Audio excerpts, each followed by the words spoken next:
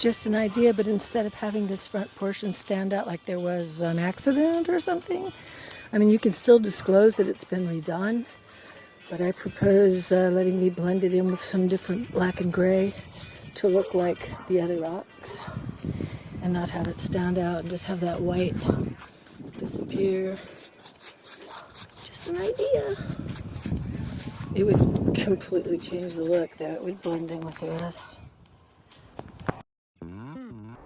So basically after a repair, they used white mortar on the rock wall, which really stood out against everything else. So the idea was to just try and blend it in. It'll never look like the old rock wall because it's filled in with mortar and the rest of the rock wall mostly is not.